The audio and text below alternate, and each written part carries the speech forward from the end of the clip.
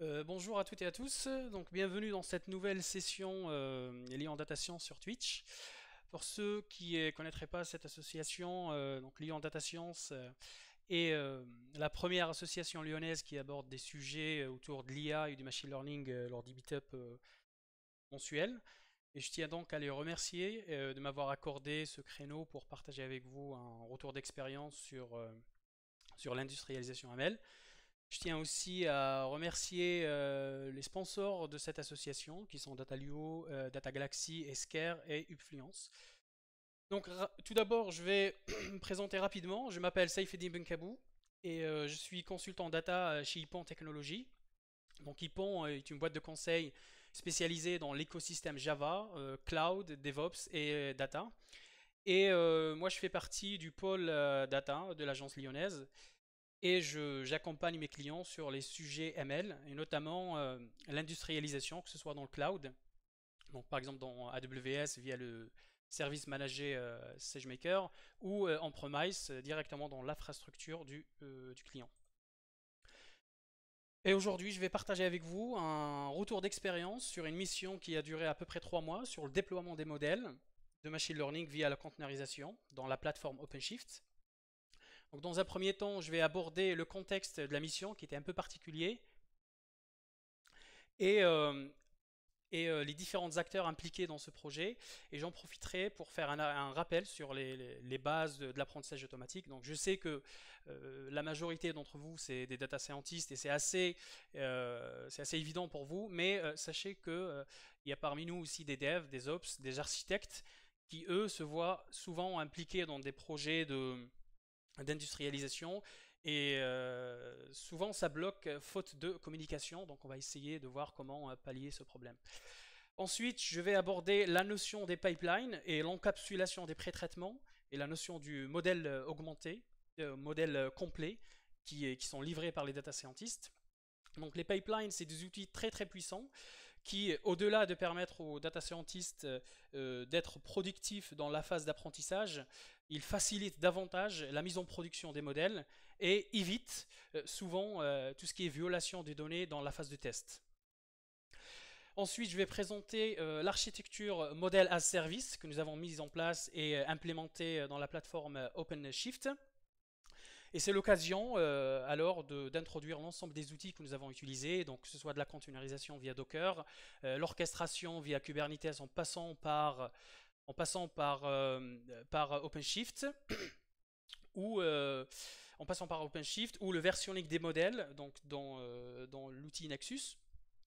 Et je parlerai ici de la CI/CD qu'on a faite sur GitLab. Et on s'est fixé pour objectif d'utiliser en fait que les outils qui existent déjà chez le client. Donc c'est des outils qui sont utilisés dans d'autres projets. Donc ça c'était une des contraintes. Enfin, je vais parler de la notion du train automatique dans des images Docker et comment on peut intégrer ça dans notre architecture. Donc le contexte chez le client, il y a des équipes data engineer, il y a des développeurs et il y a un architecte. Et d'un côté, il y a les DevOps. Donc entre les deux, la communication elle est très bien. Il faut savoir que chez notre client, toutes les applications tournent dans des conteneurs et dans la plateforme OpenShift. Et de l'autre côté, il y a aussi des data scientists. C'était une dizaine de data scientists avec des profils un peu différents. Donc il y a des statisticiens, il y a des actuaires, des informaticiens. Malheureusement, il n'y a pas de collaboration entre les data scientists et les autres acteurs du projet. Parce que, premièrement, ils sont vraiment concentrés sur leur travail qui est la modélisation et la création des modèles. Deuxièmement, ils ne sont pas forcément intéressés par la technique, ce qui est tout à fait compréhensible. Et troisièmement, en fait, géographiquement, ils ne sont pas sur le même site. Donc, ce qui complique davantage la communication. Donc, on peut dire que mon rôle principal, c'était de faire communiquer les data scientists avec les autres acteurs qui s'occupent de l'infrastructure et de l'architecture. Donc, par exemple, expliquer aux devs et aux architectes ce que c'est un modèle, comment le data scientist crée un modèle et qu'est-ce qu'on attend dans la phase d'inférence. Et en même temps aussi demander aux data scientists de faire un effort sur sur ce qu'ils produisent, sur la notion de modèle augmenté pour faciliter la mise en production des modèles. Donc l'objectif de la mission, c'était de proposer une solution aux data scientists pour qu'ils puissent déployer depuis leur notebook Jupyter ou depuis leur RStudio ou n'importe quel outil, qu'ils aient la possibilité de déployer directement des modèles, donc des modèles comme des services, de telle sorte que les autres applications puissent consommer ce modèle. Donc on a fait le choix de découpler le modèle et les autres applications.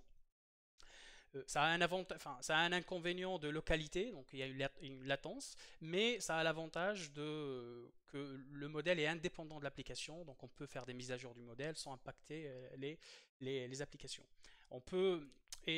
Aussi, on peut faire de l'inférence en temps réel et on fait aussi du traitement batch.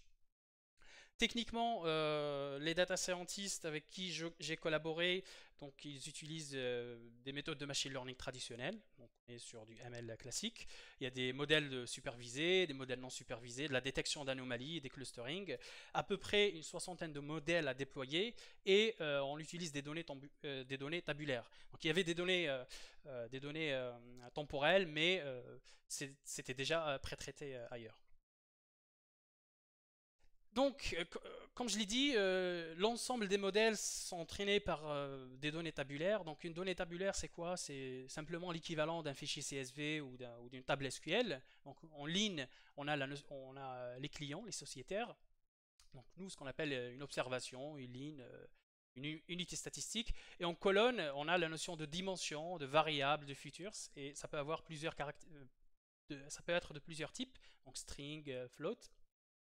Donc je vais représenter par un rectangle ce qui est données tabulaires. Un seul client, je vais le représenter par un rectangle assez fin, donc une seule ligne.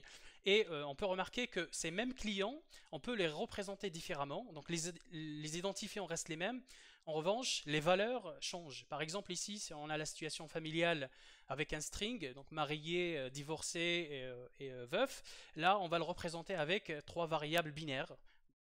Soit 1 s'il est marié, soit 0 s'il est célibataire par exemple. Donc à chaque fois que vous voyez un changement de couleur ou un changement dans la largeur du rectangle, eh ben, cela implique qu'il y avait un pré-traitement qui a été fait sur les données d'apprentissage, sur les données tabulaires. Donc brièvement, qu'est-ce que c'est l'apprentissage? En fait, il y a deux étapes. Il y a l'étape d'apprentissage. Donc là, par exemple, on a un fichier d'entrée et on veut créer un modèle pour faire tout ce qui est score, pour calculer le score d'appétence d'un produit pour les clients. Donc le data scientist, il va passer ces données à un algorithme. Donc là, c'est un algorithme d'optimisation. Ça peut être itératif ou alternatif pour avoir un modèle. Et le modèle, c'est quoi? Donc pour ceux qui font de la programmation orientée objet, on peut le voir comme une classe qui a des attributs avec une fonction predict qui est déjà implémentée et qui utilise ces attributs. Et ce sont les données avec l'algorithme qui vont instancier cette classe et qui vont nous donner l'objet modèle qu'on va sérialiser après et mettre en production. Les outils utilisés dans cette étape qui est propre aux data scientists, dans notre cas c'était du Python et du R. On a utilisé les frameworks scikit-learn, MLR3 et l'IDE, il y a du RStudio, Anaconda, un Notebook et il y a même du DataIQ pour ceux qui font du drag and drop. Ça nous complique un peu la tâche dans la partie industrialisation. Ensuite, il y a la phase d'inférence. D'inférence, c'est quoi? C'est juste, on va prendre notre objet modèle, on va le désérialiser et on va faire des prédictions lorsqu'on va recevoir une donnée pour calculer le score. Donc là, on a reçu un client et on va lui calculer un score. Et les outils ici qu'on utilise, c'est pour la sérialisation. Donc on est parti sur la solution la plus facile. Donc sérialiser l'objet en tant qu'un fichier binaire. Donc avec Pickle pour Python et RDS dans R. L'APIisation, on le fait avec la partie en Python, on fait avec Flask, en R, en Plumber. La notion de serveur d'application, donc c'est l'équivalent pour ceux qui font du Java de JBoss, on le fait avec GUnicorn et Whitetrace. Et on peut aussi rajouter une couche serveur web si jamais on veut exposer nos modèles à l'extérieur. Donc nous, dans notre cas, on n'avait pas de contenu statique, par exemple du CSS ou du HTML à délivrer, donc on n'a pas utilisé cette possibilité. Mais sachez que c'est tout à fait possible, notamment si vous voulez exposer ça à l'intérieur et que vous voulez utiliser un reverse proxy par exemple. Donc, toujours pour faire l'analogie avec ce qui se fait dans le développement classique, on peut dire que ça pourrait, c'est un peu la partie l'intégration continue. Donc là, par exemple, on peut faire des tests unitaires pour tester les différentes transformations, pour tester les différentes transformations, et en finir avec un test qui va tester le modèle. S'il dépasse un certain seuil, eh ben, on va donner le OK pour qu'il soit déployé, par exemple. Et bien malheureusement, nous, on n'avait pas accès on n'avait pas la main sur le code des data scientists, donc on n'a pas fait la partie CI. Bon, on s'est focalisé uniquement sur la partie CD, donc la notion de déploiement continu. Et ça veut dire quoi? Ça veut dire qu'à chaque fois que le data scientist change un modèle ou sérialise un modèle, et bien nous, on est capable de mettre à jour l'application avec la nouvelle version. Donc, concernant le workflow chez mon client, c'est un peu classique. D'un côté, on a l'équipe data engineer qui va s'occuper de la collection des données, donc ils font un travail formidable.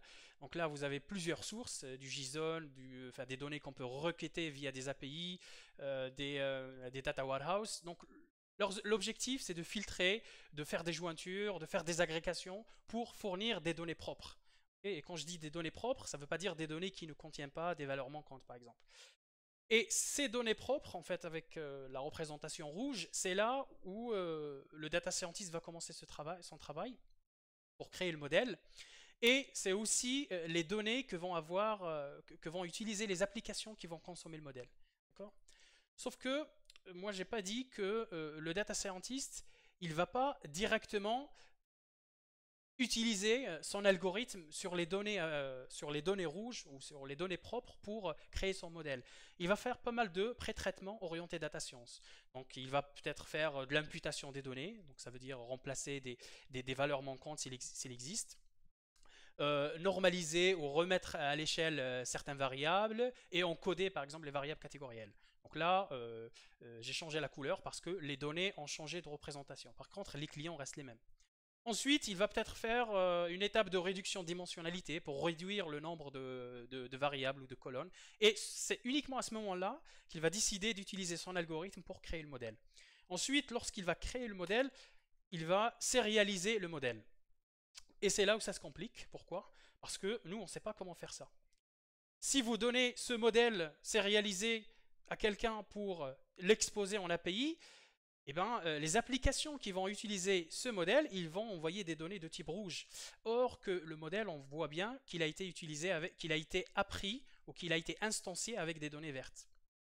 Donc ce qu'il fallait, c'est plutôt la sérialisation du pipeline entier. Donc c'est ça ce qu'on va recommander et c'est de ça que je vais parler aujourd'hui. Donc pour donner un exemple, si on sérialise uniquement le modèle, dans la partie APIisation, on va commencer par désérialiser par désérialiser le modèle. Ensuite, on va recevoir une donnée, tout à fait logique, parce qu'une donnée propre, d'une représentation rouge. Sauf que là, il y a un crash. Pourquoi? Parce que le modèle ne connaît pas cette représentation. Donc, le modèle, qu'est-ce qu'il va faire? Il va tout simplement, enfin, on va avoir une exception parce que il faut passer à la représentation rose, après à la représentation verte. Donc si on fait ça avec le pipeline, on n'a pas ce problème parce que lorsque l'application va envoyer le client pour prédiction, on a déjà le pipeline, on va l'exécuter, donc l'ensemble des paramètres, on va faire l'imputation des données dans la phase test, on va faire la réduction de dimensionnalité et là, notre modèle est prêt pour faire une prédiction. Okay, donc ça peut paraître un peu compliqué, mais heureusement on a des outils qui permettent de faciliter la tâche. Donc dans ce qui suit, je vais donner un exemple de classification avec un modèle type stacking et un modèle type détection d'anomalies ensembliste. Et les frameworks que nous avons utilisés, c'est Scikit-learn Pipeline et MLR3 Pipeline. Donc MLR3 Pipeline, c'est un peu l'équivalent de Scikit-learn pour R, et ça va encore beaucoup plus loin parce que ça offre des fonctionnalités vraiment intéressantes. Et là, je vais commencer par l'apprentissage supervisé. Par exemple, on a des données tabulaires.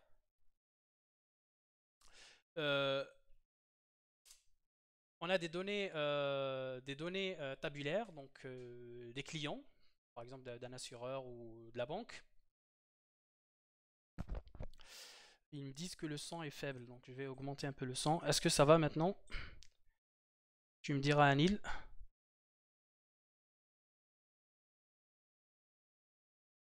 Bon, je vais augmenter le son. Pardon. Ok. Donc, on est dans un cadre apprentissage supervisé. On a des clients et on veut calculer un score d'appétence. Donc ça, c'est des données tabulaires. Ce que je mets en rouge, c'est juste pour montrer que ces colonnes ont un type différent, donc catégoriel. Ça veut dire situation familiale, par exemple ici, ou le sexe. Et ici, c'est des données numériques que je représente avec la couleur jaune. Donc ça peut être le salaire, le nombre de contrats. Et en orange, c'est aussi des données numériques, mais que je vais les traiter différemment. Ensuite, ce que je représente en bleu, c'est les données, c'est la réalité terrain. Donc j'ai des données historiques, j'ai des données d'historique des clients, et cette colonne va me dire est-ce que ce client il a été intéressé par ce produit ou pas. Donc je vais utiliser cette information pour créer un modèle pour pouvoir généraliser ensuite. Donc lorsque je vais recevoir un client, je vais pouvoir calculer son score d'appétence. Donc je vais commencer par charger mes données. Ensuite, qu'est-ce que je vais faire? Je vais sélectionner l'ensemble des données catégorielles que je vais les traiter différemment. Donc il faut toujours faire l'imputation des données. Même si vous n'avez pas des valeurs manquantes dans les données d'apprentissage, il faut toujours faire de l'imputation parce que ça va être utile après dans la phase de test. Et parce que le fait de faire ça dans les pipelines, ça implique qu'on va sauvegarder la moyenne dans l'objet pipeline. Après, on en aura besoin. Donc je vais faire ici l'imputation par la valeur la plus fréquente, et ensuite je vais encoder. Par exemple, si j'ai la situation familiale avec 3 modalités, et bien là je vais créer 3 valeurs binaires, ce qui explique que le rectangle c'est un peu agrandi. Ensuite, je vais sélectionner les données numériques que je vais imputer par la moyenne, ici, et que je vais remettre à l'échelle j'enlève la moyenne et je divise par les quartiers, par exemple. L'autre type de données, je vais les sélectionner aussi. Je vais faire une imputation par la médiane, et cette fois-ci, je vais normaliser par min-max pour que ce soit entre un intervalle. Tout ça, on peut le faire en parallèle avec les pipelines, que ce soit scikit-learn ou MLR3. Donc, c'est du déclaratif, il n'y a rien qui est exécuté. Ensuite, qu'est-ce que je vais faire? Je vais joindre les futures que j'ai créées, donc les nouvelles variables que j'ai créées. Donc là, j'obtiens une nouvelle représentation de mes données. Maintenant, je décide de réduire l'espace de mes données, parce que c'est assez conséquent, et j'ai pas assez de puissance de calcul pour faire un algorithme sur ces données. Donc, bon, je vais utiliser PCA. Ensuite, quand je vais réduire mes données, je vais faire du stacking. Ça veut dire je vais créer 3 modèles, non seulement un, mais 3 modèles. Donc le premier, je vais créer un modèle SVM et je fais des prédictions. Je crée avec un modèle je crée un modèle de régression logistique et je fais des prédictions, et je fais un XGBoost à la fin. Ensuite, qu'est-ce que je peux faire? Je peux aussi joindre ces prédictions pour avoir un nouveau jeu de données, passer la variable de réalité terrain et créer un modèle avec Naivebase. Bon. Notez que ici, la variable bleue, en fait, la réalité terrain, ça n'a pas été utilisé dans les pré-traitements. Donc, je n'ai pas touché à cette variable. Je l'ai simplement utilisée ici, dans la phase d'apprentissage. Donc, une fois que je sérialise ce pipeline, celui qui va exposer ce modèle dans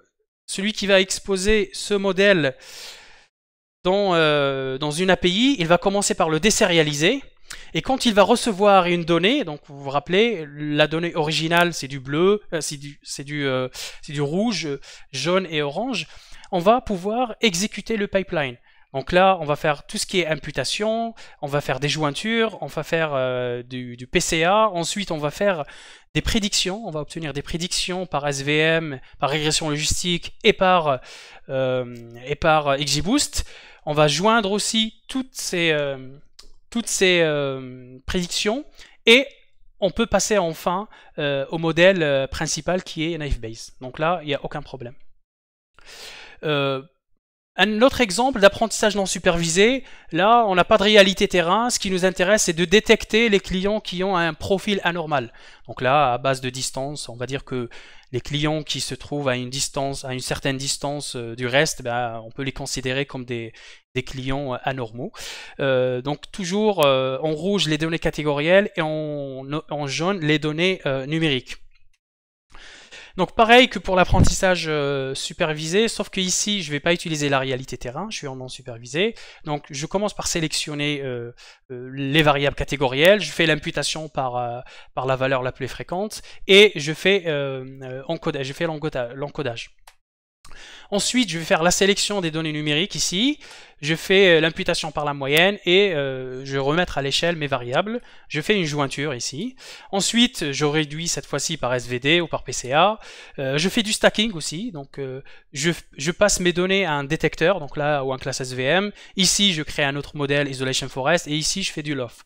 Ensuite, j'obtiens des scores d'anormalité pour chaque client que je vais joindre et passer à un autre détecteur qui s'appelle L2GAD pour faire des prédictions. Donc, vous voyez que c'est valable à la fois pour l'apprentissage supervisé, mais aussi pour l'apprentissage non supervisé. On peut utiliser de la détection d'anomalies et aussi tout ce qui est clustering. Maintenant, on peut se poser la question de comment faire si je n'ai pas de pipeline dans mon framework ou dans mon langage. Est-ce c'est toujours possible? Eh bien, la réponse est oui, parce que il suffit de créer un objet. Et on va voir que, par exemple, si vous faites de l'imputation dans la partie d'apprentissage, ça implique que vous êtes en train d'estimer une moyenne. C'est comme un modèle, vous estimez des paramètres. Donc pensez à sauvegarder la moyenne, la médiane, etc. Si vous faiate de la normalisation ou de la standardisation, sauvegardez aussi les moyennes de vos variables. Si vous faites de la réduction de dimensionnalité par PCA ou SVD, eh bien, dans ce cas-là, il y a une matrice de projection à sauvegarder. Et si vous faites de l'encodage binaire, il faut sauvegarder le nombre de modalités que vous avez dans vos variables. Et mettre tout dans un objet et le sérialiser. Il faut savoir aussi qu'avec les pipelines scikit-learn et MLR, on ne va pas trouver toutes les transformations possibles. Donc parfois c'est à nous de coder nos propres transformations, et vu que c'est à base de programmation orientée objet, donc vous pouvez par exemple créer vos propres transformateurs et les utiliser comme si c'était du scikit-learn classiquement. Donc voilà, donc on peut faire plein de choses avec ces outils. Donc maintenant que nous avons vu ensemble que le data scientist a fait un très bon boulot et et nous a livré un modèle augmenté, donc qui comprend pré-traitement et modèle, eh bien, on va voir ensemble comment les autres acteurs du projet ont fait pour déployer automatiquement ces modèles d'une manière générique. Mais avant de parler de l'architecture, je vais introduire rapidement OpenShift. Donc OpenShift, c'est ce qu'on appelle une plateforme as a service, c'est une plateforme open source, c'est un projet open source qui est développé par Red Hat et qui s'appuie sur Kubernetes, en lui ajoutant des fonctionnalités intéressantes comme la construction des images Docker directement depuis le Git, depuis un gestionnaire de sources. Et donc rapidement, juste pour rappel, les différents modèles de cloud computing, on a l'infrastructure l'IaaS, infrastructure as platform. Ça, c'est une plateforme managée qui va gérer des machines virtuelles et qui fait abstraction à tout ce qui est serveur physique. Un niveau au-dessus, on a tout ce qui est CAS, donc le Container as Platform. Ça, c'est une plateforme managée qui permet de déployer des conteneurs en faisant abstraction à tout ce qui est machine virtuelle. Nous, on est dans le cas de plateforme as service avec OpenShift. Et c'est une plateforme qui permet de déployer des applications en faisant abstraction à tout ce qui est conteneur. Et enfin, on a la notion aussi de FaaS, qui est Function as Service, qui permet qui est une plateforme managée qui permet de déployer des fonctions en faisant abstraction à tout ce qui est application.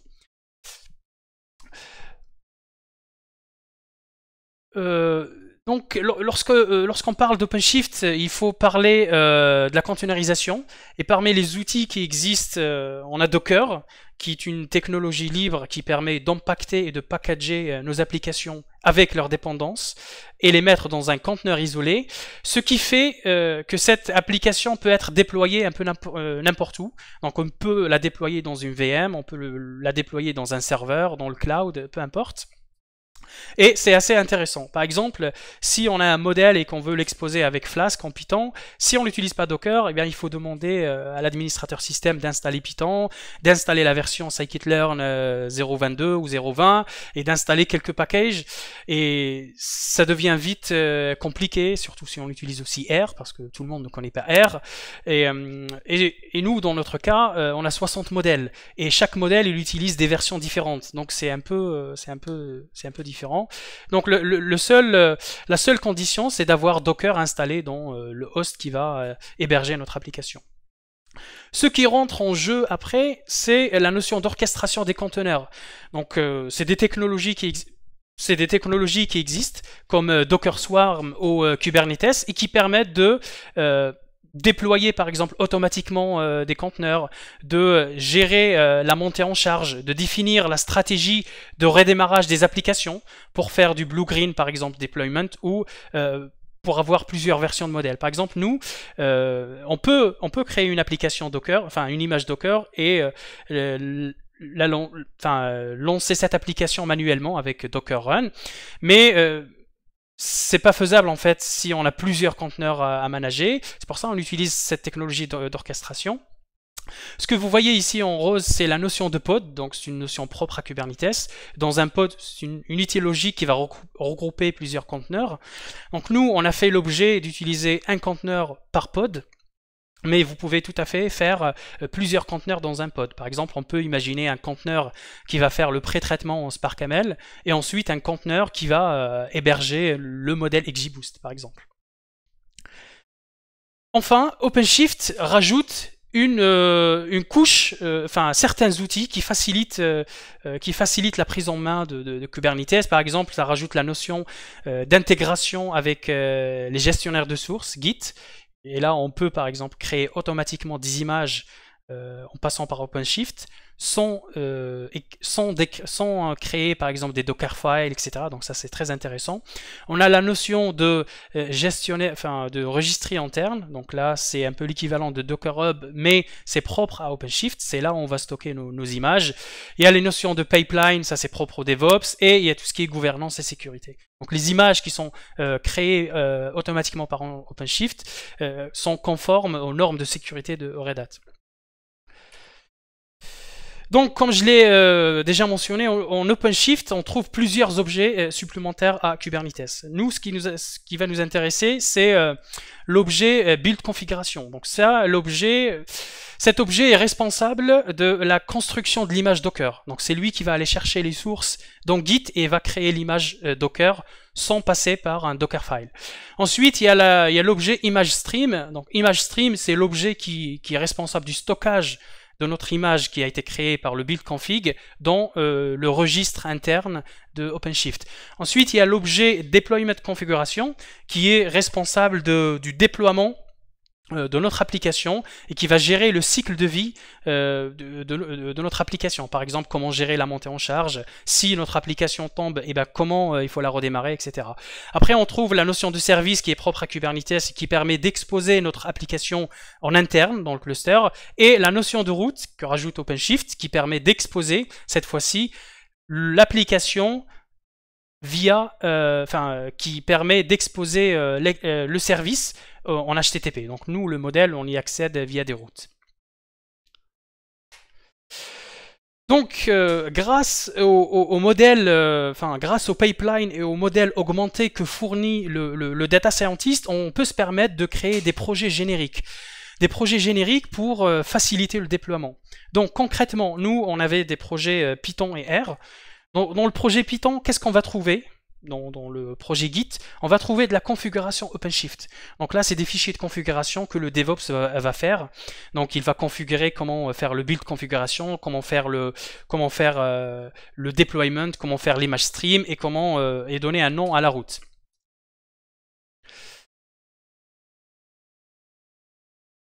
Pardon. Donc ensuite. Ça, le DevOps, il fait ça, c'est pas très compliqué, il le fait tous les jours, enfin, il le fait plusieurs fois par jour, donc ça peut paraître compliqué pour nous, mais c'est quelque chose de quotidien pour le DevOps. Ensuite, il y a la partie GitLab CI, donc c'est un fichier de configuration propre à GitLab, que le DevOps aussi va configurer pour exécuter, pour lancer le déploiement de notre application, donc instancier tous les objets d'OpenShift et déployer l'application. Après, il y a la partie APIisation en Flask, en ce qui concerne Python. Ça va être codé par le développeur. Donc concrètement, c'est quoi? C'est la définition des routes. On va définir une route qu'on va appeler invocation qui va faire des prédictions. On va aussi définir une route qui va par exemple donner le schéma avec lequel il faut communiquer avec le modèle. Et dans cette partie, il ne faut surtout pas charger le modèle dans les routes, il faut le charger en dehors des routes. Donc ça c'est très important pour gagner en performance. En plus, on a un fichier aussi serveur d'application. Donc là, nous, on fait du white-trace. C'est juste pour... comme je l'ai dit, c'est un peu la notion, c'est un peu l'équivalent de JBoss. C'est pour pouvoir traiter plusieurs requêtes en même temps. Et enfin, on a le requirement text. Donc ça, c'est un fichier de dépendance qu'on va utiliser pour créer l'image Python. Par exemple, si vous avez utilisé de scikit-learn, de Panda et tout, eh ben, on va voir ça ici. Et on va pouvoir installer tout ça grâce aux objets OpenShift. Concernant le projet R, eh ben, c'est la même chose. Il y a de la configuration OpenShift, il y a du GitLab CI/CD, il y a la partie APIisation avec le microservice, avec le framework de microservice Plumber, et il y a le packrat.lock, donc qui est un peu l'équivalent de ce qu'on voit à Python, mais là ça permet de gérer les dépendances de notre projet R. Donc Docker plus Packrat, c'est une reproductibilité vraiment 100% de votre projet R. Il faut savoir aussi que lorsqu'on utilise Docker, donc il y a de Linux derrière, souvent, on n'a pas des binaires, concernant les dépendances R. Donc parfois ça prend du temps, tout ce qui est compilation. Donc nous, par exemple, ce qu'on a fait, c'est de créer des images socle R. Et on va se baser sur ces images pour faire le build, pour aller plus vite. Donc l'architecture, comment ça se passe? Il y a les équipes data scientists. Depuis son notebook Jupyter, il va déposer automatiquement le modèle dans Nexus. Et cette partie, elle est codée par le développeur. Donc concrètement, c'est quoi? Le data scientist dans le notebook, il va faire model.deploy. Et la fonction deploy a été codée par le développeur.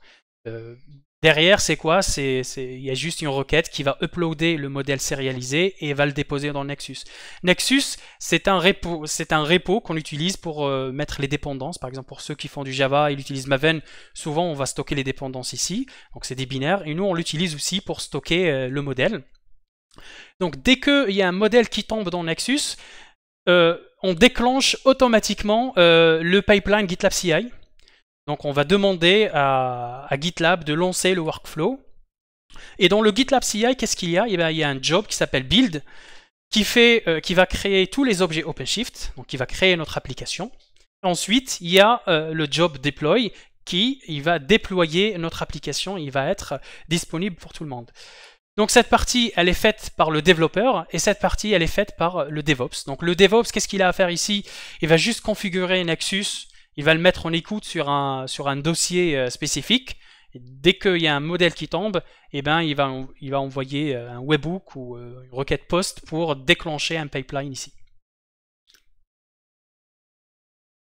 Donc concrètement, qu'est-ce qu'on va avoir? Au début, on va avoir par exemple deux applications qui se créent, mais avant la création de ces applications, on utilise la notion de pre-hook ou de conteneur ou de l'initialisation de conteneur via le deployment config d'OpenShift. On va dire à l'application, avant de se démarrer, il faut que tu ailles chercher le modèle dans Nexus et demande à Nexus de le mettre dans le NAS. Donc le NAS, c'est un système de, on peut dire, c'est un système de stockage distribué.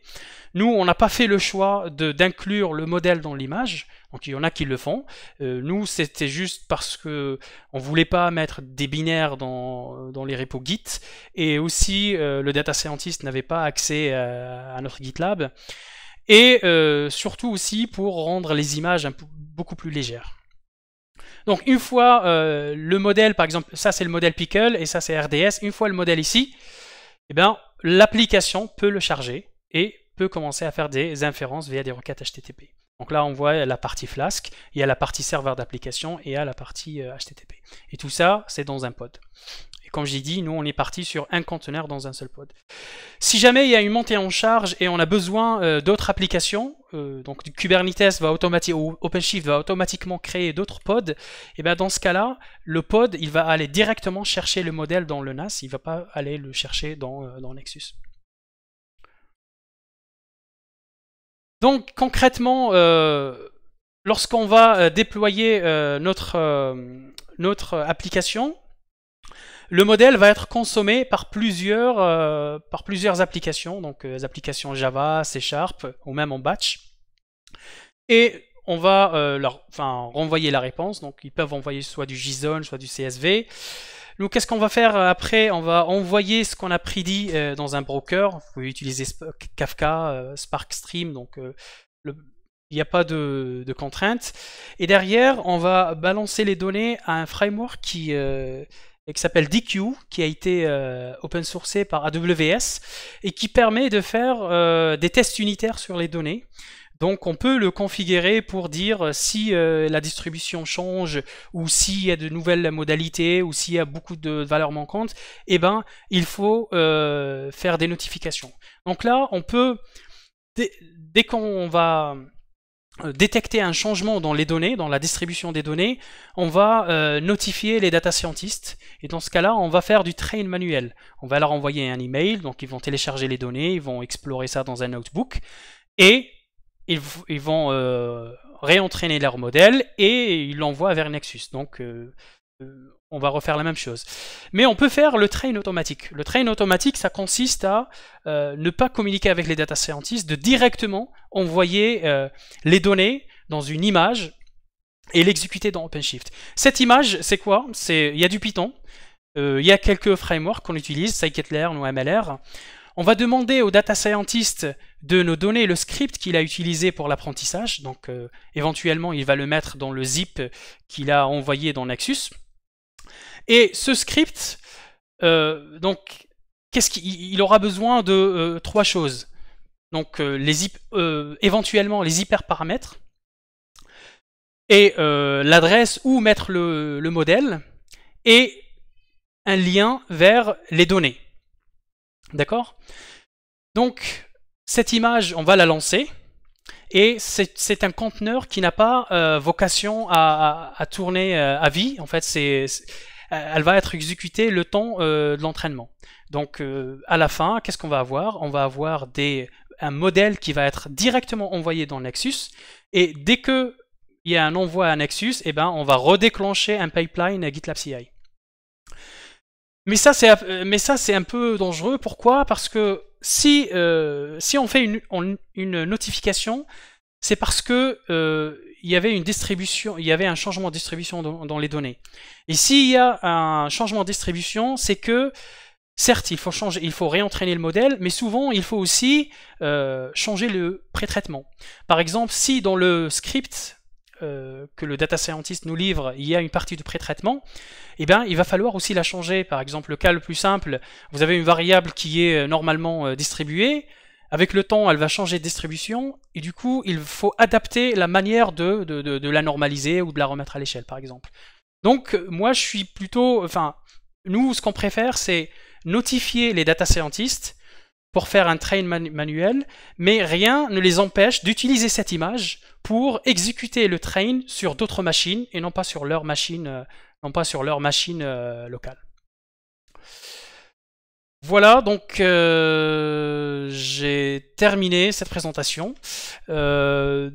L'idée, c'est, ce que j'ai envie de dire, c'est que la communication, la clé de réussite de ce projet, c'était la communication entre les différentes équipes. Et donc, on voit que la containerisation, ça nous aide beaucoup dans tout ce qui est apprentissage, que ce soit pour l'exposition de modèles ou pour l'entraînement des modèles. La seule chose qui est un peu limite un peu, c'est la sérialisation. Donc, au début, j'ai évoqué le fait qu'on a utilisé la sérialisation binaire par facilité, ce qui fait que si un data scientist a fait un modèle en Python, ça nous oblige en quelque sorte de APIiser le modèle en Python. S'il l'a fait en R, il faut créer l'API en R. Donc il y a d'autres types de sérialisation qui sont à base de fichiers plats, par exemple PMML. Donc on peut représenter ça comme un fichier XML. Mais de mémoire, je pense que ça répond pas, en fait, ça prend pas en compte tous les modèles et c'est un peu difficile d'inclure les pipelines dedans. Donc il y a d'autres standards qui ont été initiés récemment par Facebook et Nvidia, notamment le standard ONX, Open Neural Network Exchange. Et donc l'objectif, c'était d'unifier la description des modèles, de telle sorte que si moi j'utilise un modèle avec scikit-learn, j'apprends un modèle avec scikit-learn, et on va pouvoir le charger avec un framework type TensorFlow ou PyTorch. Et c'est assez important. Pourquoi? Parce que on va pouvoir faire de l'APIisation, par exemple avec Java, avec Scala, avec n'importe quel langage, parce que derrière ONX, il y a aussi la notion de moteur d'inférence. Donc, on trouve souvent des moteurs d'inférence qui permettent d'accélérer les inférences que ce soit dans des serveurs ou dans de l'IoT, donc tout ce qui est embarqué. Donc, c'est un standard qu'il faut regarder de près et ça donne pas mal de possibilités. Donc là, je vous remercie pour votre écoute et si vous avez des questions, je répondrai avec plaisir. Merci.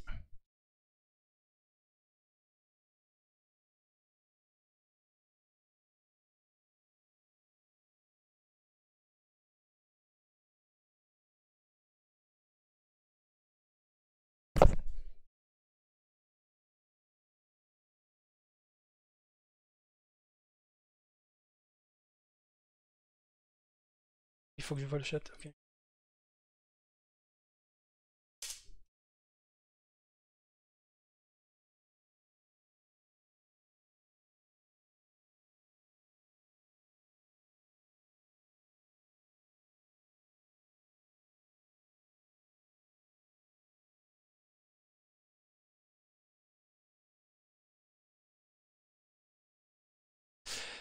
Donc la question, quel algorithme avez-vous choisi pour la combinaison des trois prédictions? En fait, c'est du stacking. En fait, c'est par exemple dans le cas de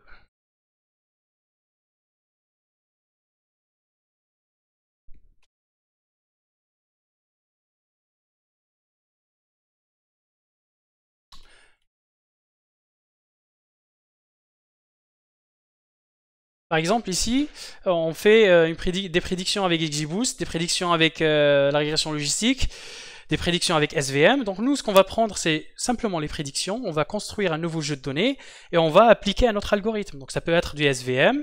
Nous, pour simplicité, j'ai mis Naïve-Bayes, mais on peut utiliser n'importe quel modèle. Donc c'est de l'apprentissage classique. Il n'y a rien de particulier. Et ce type d'approche s'appelle de stacking, donc le fait de regrouper des prédictions. En fait, on peut voir ça comme une pondération des prédictions.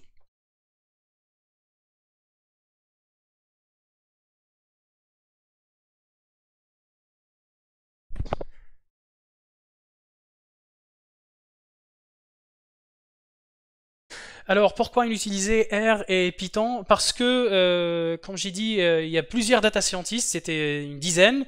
Il y avait des actuaires qui bossaient uniquement avec R, et il y avait d'autres qui bossaient aussi avec Python.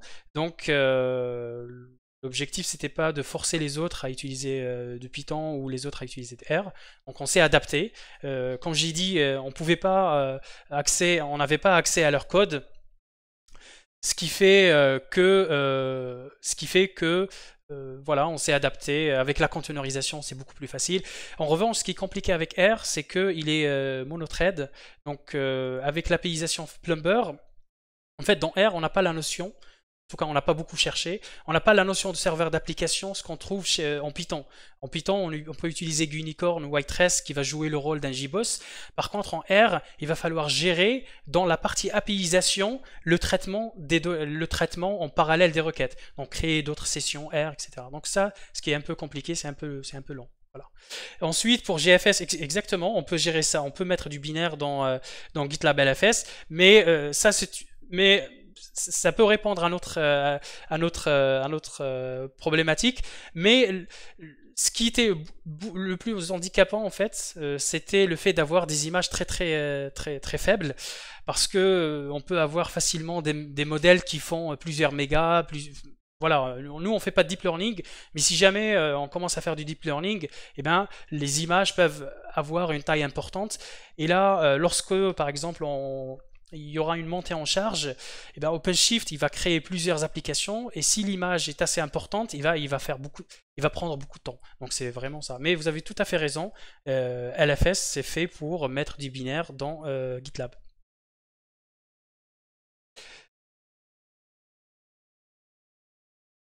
Tu vois, très bonne. Je suis pas DevOps. À l'époque, non, si avec R, je supporte pas de mélanger les données. Est-ce que l'utilisateur de cœur peut lancer? Effectivement, donc OpenShift, donc quand je dis il n'y a pas la notion de serveur d'application de R, ça c'est à l'intérieur de l'application. Par contre, le fait d'utiliser OpenShift, nous, ça nous permet de créer autant d'applications pour des requêtes. Donc on crée carrément un conteneur pour chaque utilisateur. Okay, alors qu'en Python, on a à la fois cette possibilité et en même temps, on peut faire du parallélisme à l'intérieur de chaque pod. Donc toujours Python, c'est toujours beaucoup plus performant pour faire comment ça s'appelle, pour faire des prédictions en temps réel.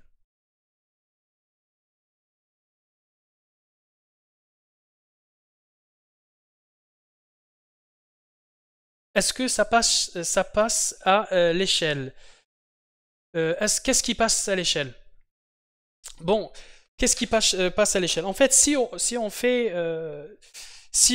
le train via le conteneur, eh ben on a la possibilité de lancer notre conteneur dans une machine EC2 très puissante, ou en local, ou dans un serveur OpenShift. Donc, la question de monter en échelle concernant l'apprentissage, eh ben, ça dépend des ressources que vous avez. Okay, par exemple, si vous regardez SageMaker, le service managé d'AWS, derrière, oh ben, il y a, un algorithme, c'est un conteneur. Faire des prédictions, c'est à base de conteneurs. Donc, c'est exactement la même architecture. On s'est d'ailleurs inspiré de SageMaker pour l'architecture. Après, si vous parlez le passage à l'échelle, concernant les prédictions, là, c'est géré par OpenShift. Et ça dépend aussi des ressources que le département des data scientists voudra louer pour leurs applications. Voilà, on peut monter horizontalement en échelle, il n'y a pas de souci. Là, je vois, il y a beaucoup. Comment évaluer?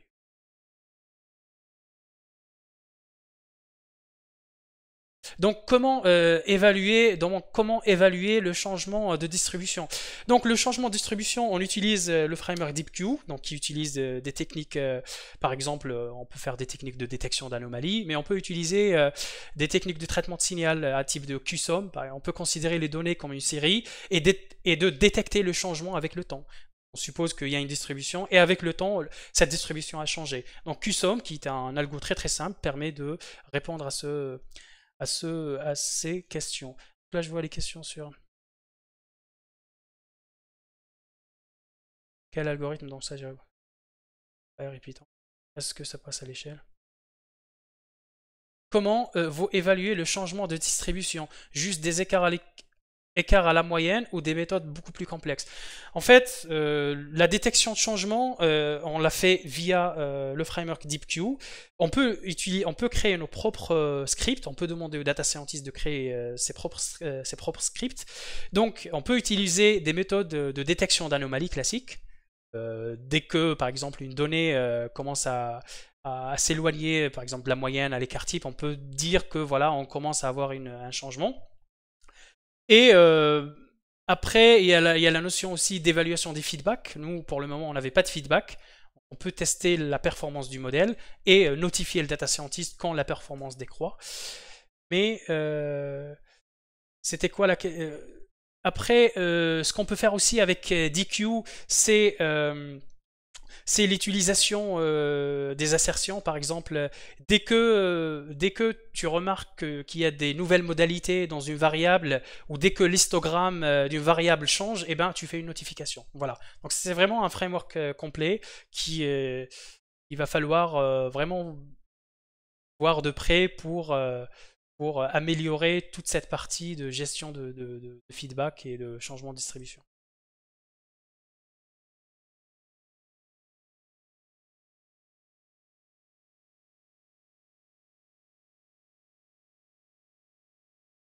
Donc, c'est quoi la question? Je ne suis pas expert des... la jointure des variables semble être une concaténation native, exactement.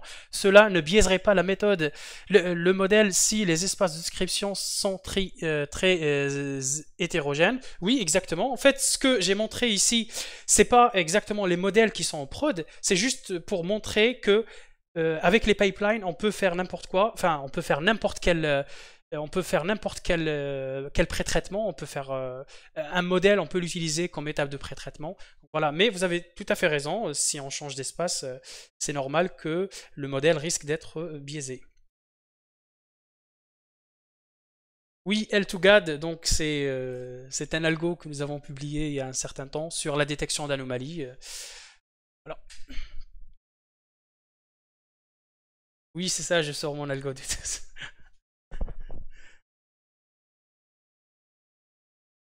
Donc à la fin, le train automatique, on va éviter parce que qu'est-ce qu'on fait en fait? C'est qu'on va notifier le data scientist, il va prendre le temps d'analyser les nouvelles données dans son notebook, il va faire de l'exploration des données et ensuite il va prendre peut-être un échantillon, il va créer un script, il va utiliser peut-être s'il n'a pas assez de puissance dans sa machine, utiliser notre solution d'entraîner automatiquement ou il entraîne euh, directement son modèle depuis le notebook.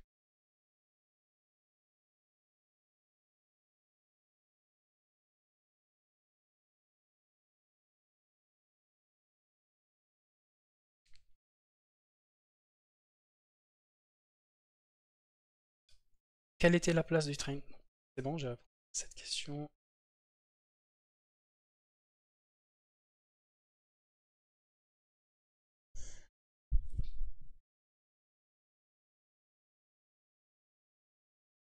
Donc, est-ce qu'il y a un regard sur la traçabilité de ce qu'a fait le data scientist? Bon, non. Pourquoi? Parce que, comme je l'ai dit, le contexte de cette mission est très particulier parce que on n'a pas travaillé avec les data scientists, on n'avait pas accès à leur code, mais ceci, on peut le faire si on avait accès à cette partie. Si on avait accès à cette partie, on pourrait par exemple faire des tests unitaires pour vérifier est-ce que les transformations vont bien. On peut faire aussi des tests pour vérifier la performance des modèles et donner le OK pour qu'ils soient déployés.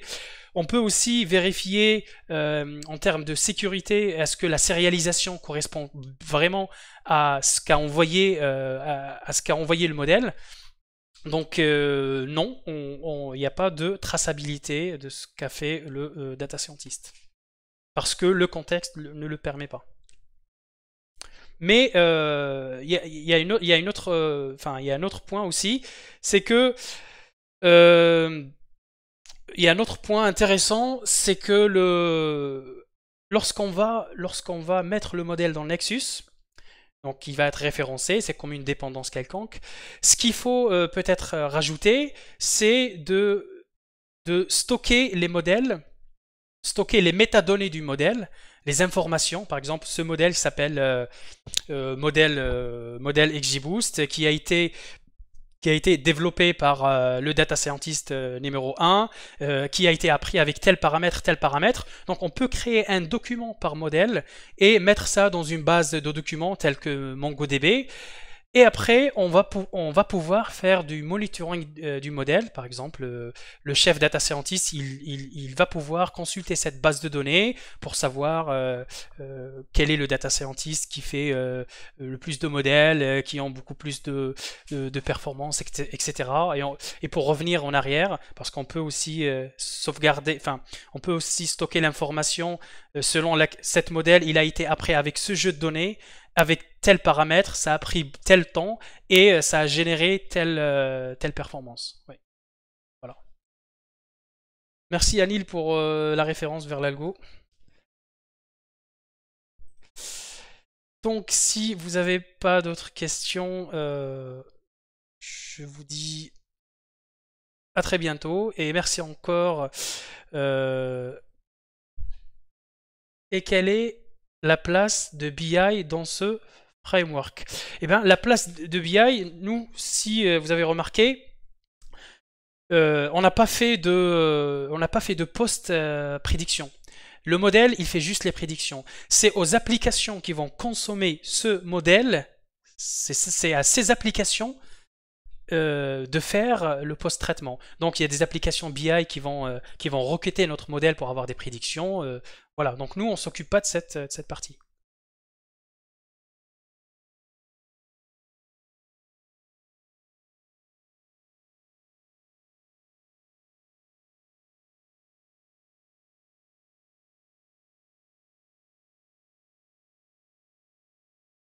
Pas de visualisation. La visualisation, bah, le data scientist, il fait sa partie de visualisation dans son notebook. Il y en a qui utilisent DataIQ, donc voilà, nous on s'occupe pas de tout ce qui est visualisation, BI. L'objectif c'était simple, mettez-nous des modèles en production pour qu'ils soient facilement accessibles à toutes les applications. Voilà. Bien, merci à vous.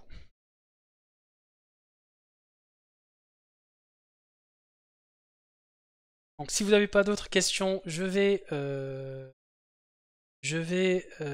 couper le stream et à très bientôt dans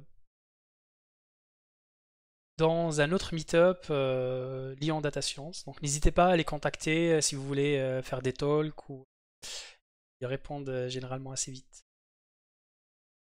Merci.